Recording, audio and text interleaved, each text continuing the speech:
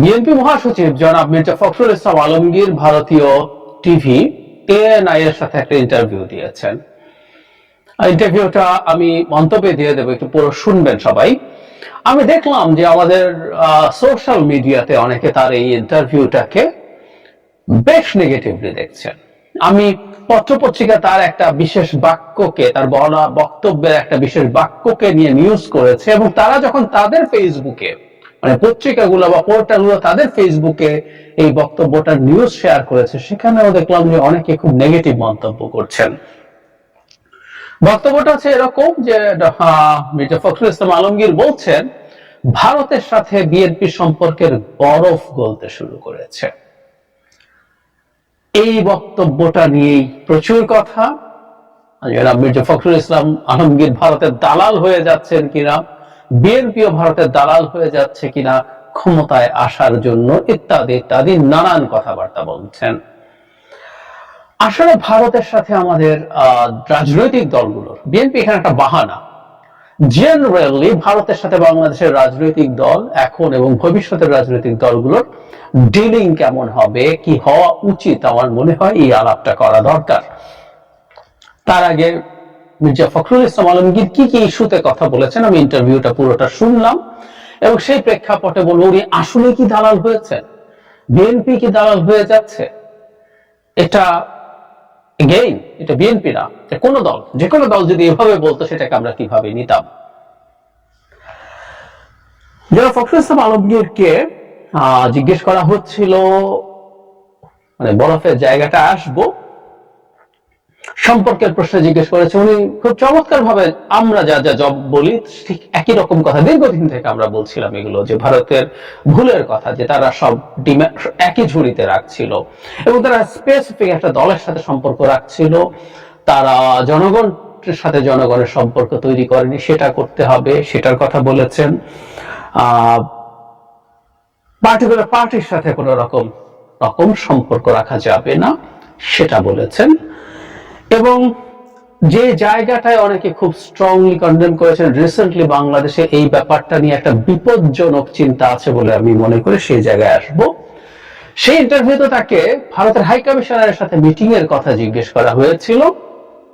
সেই মিটিং এর অনেকগুলো কন্টেন্ট উনি বলেছেন, আমরা যা যা চাই এই দেশের একজন দেশপ্রেমিক রাজনৈতিক নেতা যা যা বলার কথা, আমাদের পানি বন্টন সমস্যার কথা, সীমান্ত হত্যা, আমাদের বিরাট ট্রেড ডেফিসিট, যার মধ্যে বিরাট অংশ ভারতের অন্যায় নানান রকম ট্যারিফ আর নন ট্যারিফ ব্যারিয়ার দিয়ে আমাদের এই ঝামেলা করে রাখা হয়েছে, উনি সেগুলোর কথা উল্লেখ করেছেন। ভারত কি উল্লেখ করেছে সেটাই আসলে সমস্যা তৈরি করেছে, এবং সেখানে উনি যা বলেছেন সেটাই সমস্যা তৈরি করেছে। আসবো সে জায়গায়। তারপর তাকে আমাদের পররাষ্ট্র উপদেষ্টার সাথে ভারতের পররাষ্ট্রমন্ত্রী মিটিং এর কথা বলা হয়েছে, উনি সেটাকে ওয়েলকাম করেছেন এবং বলছেন এতে দুদেশের মধ্যে সম্পর্ক ডেভেলপ করবে। দুদেশের মধ্যে সম্পর্ক ডেভেলপ করবে শুনলে কারো কাছে কেমন যেন লেগে উঠতে পারে যে উনি সম্পর্কের ডেভেলপমেন্ট চাইছেন। তারপরে সম্পর্কের সমস্যা এই ক্ষেত্রে কি দাঁড়াচ্ছে, উনি খুব ব্রাইটলি ভারতের যে অনেক নেতা প্রকাশ্যে বাংলাদেশ বিরোধী মন্তব্য করছেন, বাংলাদেশি বিরোধী মন্তব্য করছেন, সেটাকে কন্ডেম করছেন। মানে খুব বেশি সমস্যার কিছু হওয়ার কথা না, কিন্তু সমস্যা হয়েছে। ওনাকে ভারতের দিক থেকে কি চাওয়া হয়েছে বলাতে এই যে তার সিকিউরিটির প্রশ্ন, মির্জা ফখরুল ইসলাম আলমগীর দ্ব্যর্থহীন ভাষায় বলেছেন যে তিনি মনে করেন এবং তার দল ভারতের এই যে সেভেন সিস্টার্স রিলেটেড যে ইনসিকিউরিটির ফিলিং আছে, সেটা কোনো কিছু বাংলাদেশের মাটিতে ঘটবে সেটা তিনি কোনোভাবে, তার দল সেটা অ্যালাউ করবে না। সাম্প্রতিক সময়ে ভারতের সেভেন সিস্টার্সকে বিচ্ছিন্ন করে দাও, চিকেন নেকের গলা টিপে ধরো, এক ধরনের পপুলার স্লোগান হিসেবে ছড়িয়ে পড়েছে। সেই প্রেক্ষাপটে যখন ফখরুল ইসলাম আলমগীর এটা বলেন, এটা আমাদের অনেক কান হ্যাপি করবে, কিন্তু একজন রাজনীতিবিদ, এত বড় একটা রাজনৈতিক দল যেটা আছে, তার আসলে বাস্তবতার পাটাতনে দাঁড়িয়ে কথা বলা দরকার। এবং ওনার এই বক্তব্যটা অনেকেই দেখলাম পছন্দ করেনি। এখানে একটু যোগ করে রাখতে চাই, সাম্প্রতিক সময়ে জনাব লুৎফুজ্জামান বাবর আমি জানি না 10টা কষ্টের সাথে তাকে অনেকে ট্যাগ করছেন। এই ট্যাগ করে তিনি ভারতের 7 সিস্টার্স ভাঙায় রোল প্লে করতে চেয়েছেন, এরকম একটা ন্যারেটিভ তৈরি করা এবং তাকে হিরো বানানোর চেষ্টা কোনো কোনো মহল থেকে হচ্ছে। আমি আমাদের ইয়াং স্টুডেন্টদের অনেককে খুব বেশি আবেগী হয়ে তাকে হিরো বানাতেও দেখছি কোনো কোনো জায়গায়। আমি বেশ কিছু কন্টেন্ট দেখেছি যেখানে তার নামে স্লোগানও হচ্ছে। এগুলো মানে আমরা ফর দ্য টাইম নেই, আমাদের কারো কারো কাছে ভালো লাগতে পারে এবং ভালো লাগার একটা ব্যাকগ্রাউন্ডও আছে, কিন্তু এটা কি আমাদের করা উচিত হবে? একটা কথা একটু বলে রাখা ভালো, সেটা হচ্ছে আরেকটু কথা বলতে ভুলে গেছি। উনি শেখ হাসিনার ফেরত দেয়া নিয়ে আলাপ করেছেন। তিনি সেটাকেও বলেছেন যেটা এখনো চাওয়া হয়নি এবং সেটা সমস্যার ক্ষেত্রে সমস্যা তৈরি হওয়ার কথা নেই। উনি আরেকটা খুব গুরুত্বপূর্ণ কথা বলেছেন, সেটা হলো তাকে হিন্দুদের সেই গতানুগতিক প্রশ্নটা, সামনে দুর্গাপূজা আছে, সেটা নিয়ে আমাদের দেশের হিন্দু সম্প্রদায়ের সিকিউরিটির প্রশ্নটা শুনে যখন করা হয়েছে, খুব স্ট্রংলি তিনি বলেছেন, যেটা আমরা বলছি, আমাদের প্রধান উপদেষ্টা বলেছেন, যে তোমাদের মিডিয়া এটাকে এক্সাজারেট করছে। বাংলাদেশের হিন্দু সম্প্রদায় নিরাপত্তার ব্যাপারে বাংলাদেশের জনগণ ঠিকঠাক ব্যবস্থা কিন্তু এক্সাজারেট করছে, এটাকে উনি খুব স্ট্রংলি বলেছেন। এখন ভারতের কোন জায়গাটাতে আসলে আমাদের নিরাপত্তার বোধ দিতে হবে? আমি বহুদিন ভারতকে নিয়ে যতবার কথা বলেছি, ভারত নিয়ে আমার খুব স্ট্রং ক্রিটিসিজম আছে। ভারতকে নানা ক্ষেত্রে আমি খুব স্ট্রংলি কন্ডেম করেছি, এখনো করব, ভবিষ্যতে করব, যতদিন আমাদের স্বার্থের জায়গাগুলোতে প্রবলেম হবে। কিন্তু আমি একটা কথা বলার চেষ্টা করেছি, ভারতের 7 সিস্টার্স এর সিকিউরিটি নিয়ে কোন রকম কোন প্রশ্ন, কোন রকম কোন কৌশল বাংলাদেশের মাটিতে কোন দলের নেওয়া কোনোভাবেই উচিত হবে না। এখন যেটা হয়েছে, বর্তমানে ভারতের প্রতি আমাদের বিদ্বেষ, ঘৃণা, মানে ভারত তৈরি করেছে, ঘৃণা আছে, বিদ্বেষ আছে, এবং এটা ভারত তৈরি করেছে, কোনো সন্দেহ নাই। শুধুমাত্র আমাদের নানা রকম অধিকার বঞ্চিত করে তা না, ভারত আমাদের পানি দেয় না, সীমান্তে অহেতুক মানুষকে হত্যা করে, বাণিজ্য ঘাটতি আছে, আমাদের কাছ থেকে নানান অন্যায় ভাবে আমাদের সাথে চুক্তি করে আমাদের সম্পদ নিয়ে নেয়। তার চাইতে জরুরি কথা, এই দেশের শেখ হাসিনা এই দেশের গণতন্ত্র ধ্বংস করে যত অপকর্ম করেছে, সেটা মানবাধিকার লঙ্ঘন, মত প্রকাশের স্বাধীনতা হরণ, ভোট দেওয়ার অধিকার নষ্ট করা এবং বিভৎস দুর্নীতি। শেখ হাসিনা যত অপরাধ করেছে, প্রত্যেকটা অপরাধের সাথে ভারতকে ট্যাগ করেছে মানুষ, হুইচ ইজ ভেরি লজিক্যাল। আমি ভারতের 3য় শ্রেণীর কিছু হাই কমিশনার, 3য় শ্রেণীর বলবো, অথবা এই সেন্সে তারা বোঝেন না তা না, আমি বলছি তারা পেইড বাংলাদেশ হাই কমিশনার ছিলেন, মিনা সিকরি, পঙ্কজ শরণ, পিনাক রঞ্জন, রিভা দাস গাঙ্গুলি, আমি এদেরকে প্রায় কথা বলতে দেখি। তারা বলছেন ভারত শেখ হাসিনা যে সরকারি আছে তার সাথে কাজ করছে, সে ভেতরে থেকে কি করছে সেটা দায় ভারত কেন নিবে? ভারতকে নিতে হবে। বাংলাদেশের মানুষ রাইটলি এই দায় ভারতকে দিয়েছে, যে ভারত এই শেখ হাসিনাকে তার ব্যক্তিগত স্বার্থে অবৈধভাবে ক্ষমতায় থাকতে সব রকম সাহায্য করেছে এবং সেই সাহায্য নিয়ে শেখ হাসিনা দানবে পরিণত হয়েছে। প্রধান পাপ শেখ হাসিনার, তারপরের পাপ ভারতের, মানুষ রাইটলি আইডেন্টিফাই করেছে।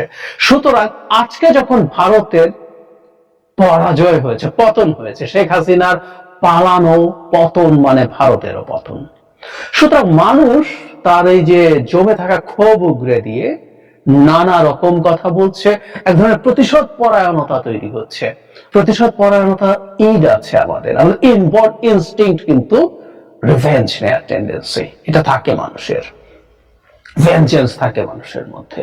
সেটার কারণেই হয়তো অনেকে বলছে, এবং এগুলো পপুলার হচ্ছে, যে 7 সিস্টার্স কে আলাদা করে দাও, চিকেন নেকের ওখানে গলা টিপে ধরো, আর সবাইকে নিয়ে চায়নার সাথে খাতির করো, ভারতকে ঘিরে ফেলো, ইত্যাদি ইত্যাদি কথা আসছে ওই কারণে। এবং আজকেও যেসব কথা উঠছে বাংলাদেশে, রেটরিক্যালিও যদি উঠে থাকে, খুব ইয়াং স্টুডেন্টসরা যদি বলে থাকে, তার দায় ভারতের। কিন্তু আমার মনে হয় আমাদের আবেগের এই জায়গাটা এসে রাশ টেনে ধরা দরকার আছে।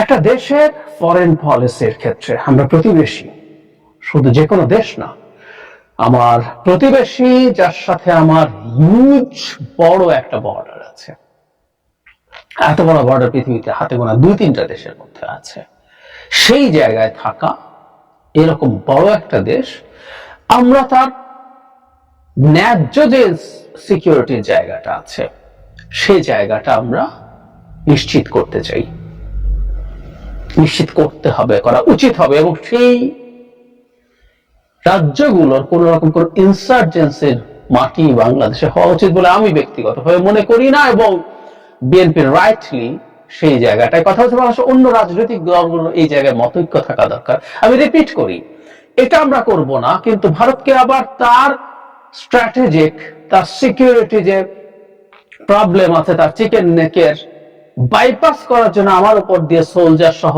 করিডোর টরিডোর নেওয়ার জন্য রেল লাইন, আমি বহুবার বলেছি, একটা করিডোর কিছুদিন আগে আমরা দিয়ে এসছি, শেখ হাসিনা লাস্ট গিয়ে দিয়ে এসছেন দর্শনা চিলাহাটি। এটা হচ্ছে সিম্পলি চিকেন নেককে বাইপাস করার জন্য। এটা আবার আমরা দিতে বাধ্য নই, এটা আমরা দিতে পারবো বা দেবো এমন কোন আলাপ নেই, কারণ এটা মানে হচ্ছে আমরা একটা কনফ্লিক্টে জড়িয়ে যাচ্ছি।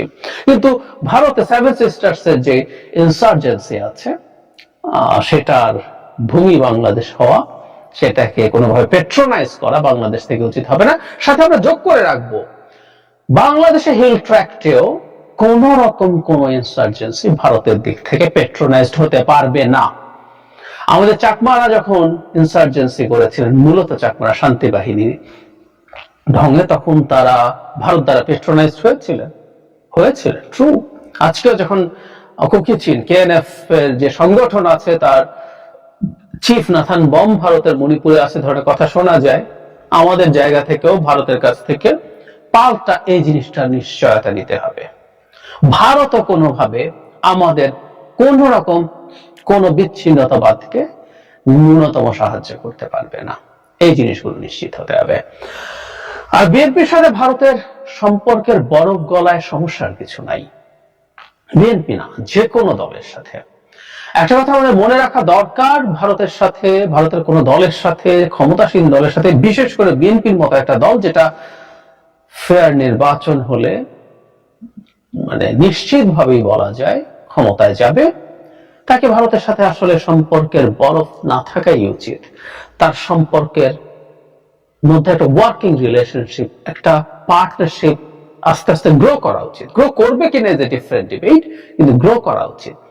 আমাদের ভিজিল্যান্ট কোন জায়গায় থাকতে হবে, আসলে আমাদের দেখতে হবে আসলে বিএনপি আওয়ামী লীগে পরিণত হয় কিনা। আমাদের খেয়াল রাখতে হবে মির্জা ফখরুল ইসলাম আলমগীর বা মিস্টার তারেক রহমান শেখ হাসিনায় পরিণত হন কিনা, যে তারা অবৈধভাবে ক্ষমতায় থাকতে চাওয়ার জন্য ভারতকে অন্যায় সুবিধা দিচ্ছেন দেশের স্বার্থ নষ্ট করে। আমাদের জনগণের দেখার জায়গা কিন্তু ওটা। Same goes for doctor Yunus. আমরা এনগেজমেন্ট দেখছি, আস্তে আস্তে এটা বাড়বে, ভারতের সাথে যোগাযোগ হবে, এবং ডক্টর ইউনূস কিছুদিন ক্ষমতায় থাকলে মোদির সাথেও তার বৈঠক হবে, এতে কোনো সন্দেহ নাই। কিন্তু দেখতে হবে ডক্টর ইউনূস যা করছেন ভারতের সাথে, সেটা আমাদের রাষ্ট্রের স্বার্থের সাথে, জনগণের স্বার্থের সাথে মিলছে কিনা। না মিললে সরগোল করতে হবে, কোনো সন্দেহ নাই। বিএনপি বা বিএনপির মতো দল তাত্ত্বিকভাবে বলছি, শেখ হাসিনার জায়গায় গিয়ে ভারতের সাথে নেগোশিয়েট করে, ডিল করে, জোর করে ক্ষমতায় যদি থেকে যেতে চায়, আমাদের আবার সরগোল করতে হবে, কাজ করতে হবে। কিন্তু ক্ষমতায় আসবে এবং বাংলাদেশের সাথে ভারতের ক্রমাগত শত্রুতা চলতে থাকবে, শত্রুতা বাড়তে থাকবে, এটাকে আমি সঠিক বলে মনে করি না। ভারত পরাজিত হয়েছে, পরাজিতের সাথে বাংলাদেশে পরাজিত হয়েছে, সত্যিই হয়েছে, এবং একটার পর একটা জায়গায় পরাজিত হয়ে ভারতের ফরেন পলিসি একেবারে বেড়া ছেড়া অবস্থা, আমরা বলি না, সেরকম অবস্থায় হয়ে গেছে, চলে গেছে। তারা তাদের টোটাল ফরেন পলিসি রিঅ্যালাইনমেন্ট করতে হবে, তারা সেটা করবে কিনা জানি না, করা উচিত হবে। কিন্তু এই পরাজিত ভারতের সাথেও আমরা কিভাবে ডিল করব সেটা আমাদের একটু মনে রাখা দরকার। বটম লাইন, পৃথিবীর প্রতিটা দেশের সাথে আমাদের ওয়ার্কিং রিলেশনশিপ থাকতে হয়। আর ভারতের মতো প্রতিবেশী, যার একেবারে কাছে এত লম্বা, যার মানচিত্র আঁকলে বাংলাদেশের মানচিত্রটাও আঁকা হয়ে যায়, এরকম একটা দেশের সাথে আমাদের অবশ্যই একটা ওয়ার্কিং রিলেশনশিপ লাগবে। এবং ধীরে ধীরে যদি তারা এই পার্টনারশিপকে ভ্যালু করে, তারা যদি একটা স্বাধীন রাষ্ট্র হিসেবে আমাদেরকে ইভ্যালুয়েট করে, তারা এতদিন যা করেছে সেই রকম ভাবে বাংলাদেশকে আর ট্রিট করবে না বলে যদি তাদের আচরণের মধ্যে আমরা দেখে থাকি, তাহলে সেই পার্টনারশিপটা থাকা উচিত। কোন দল, কোন সরকার যদি সেটা করতে চায়, সেটার বিরোধিতা করা, তাকে ভারতের দালাল হয়ে গেছে, তারা ভারতের কোলে উঠে পড়েছেন, তারা দেশকে ধ্বংস করে দিচ্ছেন, এই ধরনের বয়ান অন্ধভাবে দেয়া ঠিক না। মির্জা ফখরুল ইসলাম আলমগীর যেই সাক্ষাৎকার দিয়েছেন, উনি বিএনপির মহাসচিব, সুতরাং তাকে সেইভাবেই দেখতে হবে। আমার অন্তত মনে হয়নি কোনোভাবেই মির্জা ফখরুল ইসলাম আলমগীর বা বিএনপি ভারতের দালাল হতে যাচ্ছে।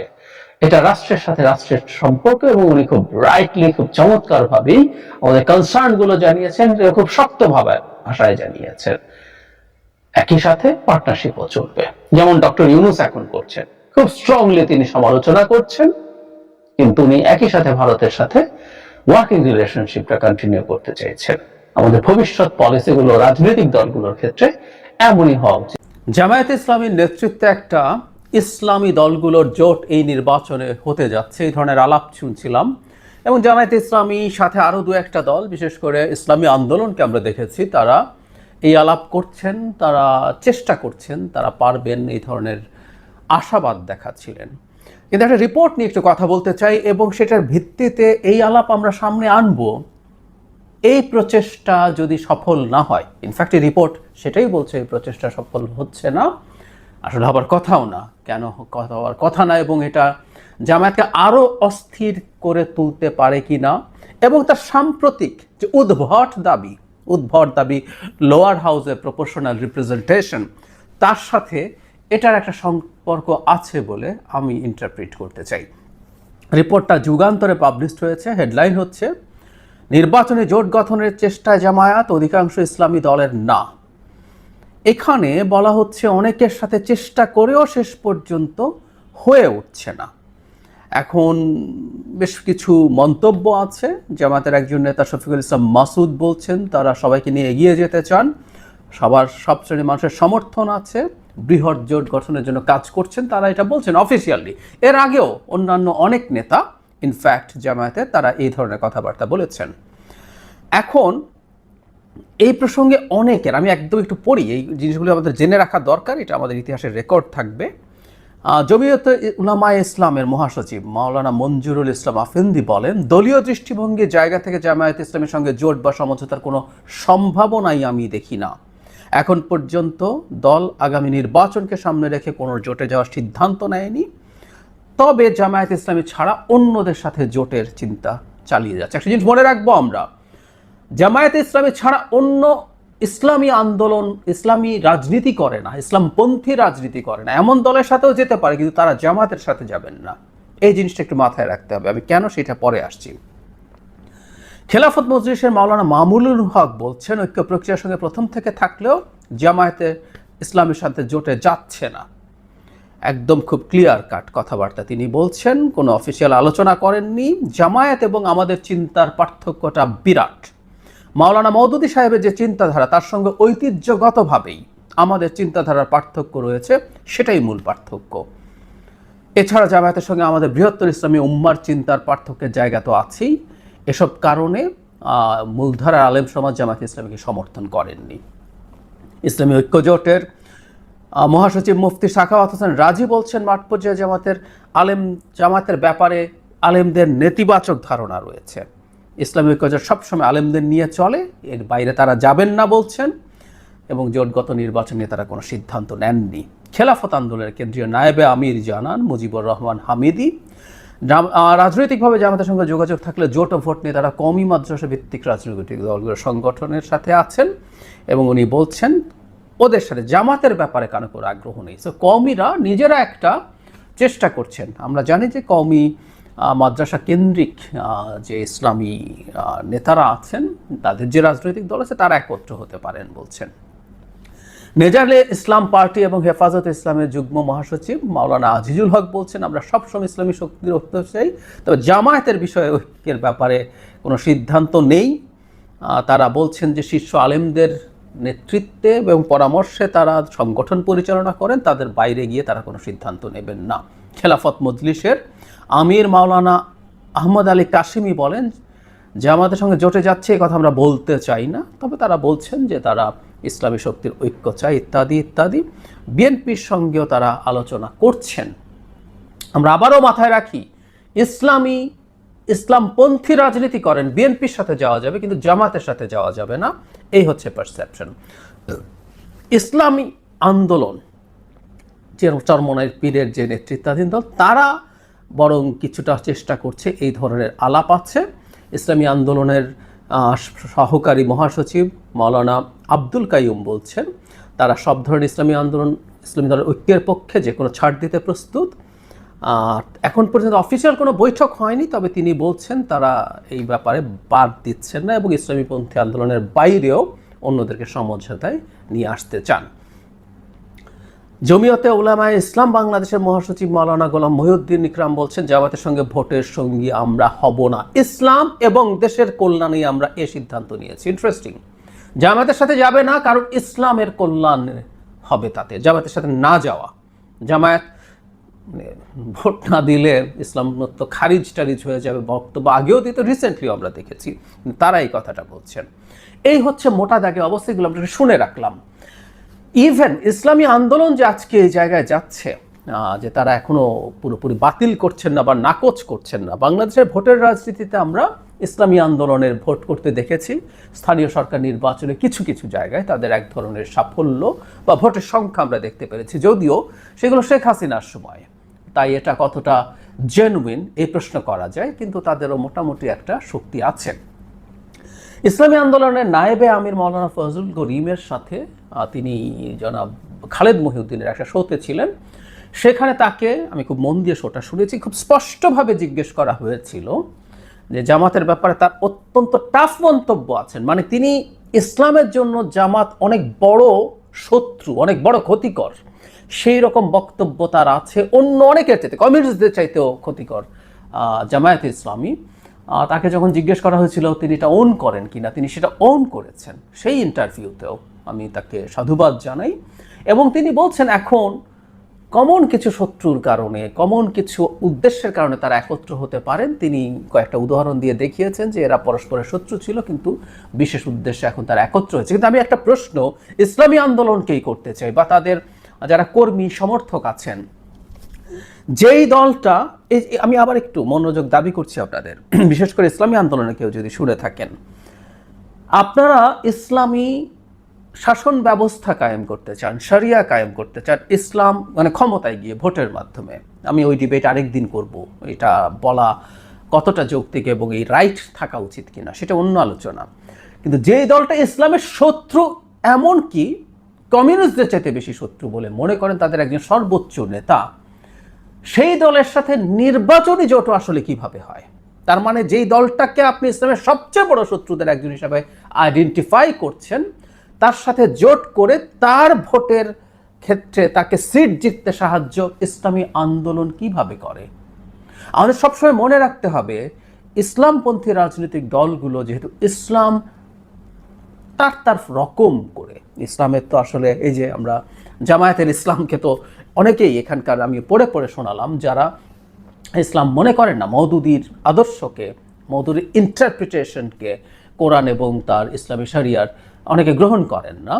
তো সুতরাং যারা ইসলামের ফিলোসফি এস্টাবলিশ করতে চান, তারা ইসলামের শত্রু একটা দল, তার নেতৃত্বে কিভাবে জোট করেন, বিশেষ করে ইসলামী আন্দোলন যার একদম প্রকাশ্য অবস্থান আছে। আমি ব্যক্তিগতভাবে মনে করি যে শেষ পর্যন্ত এগুলো হয়ে উঠবে না, হয়ে ওঠা উচিত না, সত্যিকার অর্থেই উচিত না। কারণ তারা এই ধরনের বক্তব্য দিয়ে, তারা যেহেতু ইসলামকে সামনে রেখে রাজনীতি করেন, তাদের এই ধরনের কৌশলগত মিত্রতা ও সোকল্ড দেখানো ভুল হবে। কারণ কেউ বলবেন যে তাহলে তাদের কি বিএনপির সাথে যাওয়া উচিত হবে? এক অর্থে উচিত হবে না, এভাবে বলা যাবে না জামাতের মতো। কারণ এই দলগুলো বিএনপিকে অন্তত ইসলামের শত্রু হিসাবে চিহ্নিত করে নেই, যদিও বিএনপি ইসলামপন্থী দল না।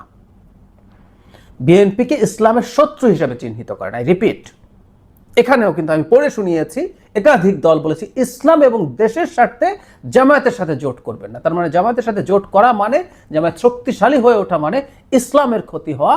এটা সাম স্কুল অফ থটের, বিশেষ করে কওমি যারা ধারা আছেন তাদের কাছে মনে হচ্ছে। এটা খুব ক্লিয়ার, খুব স্পষ্ট।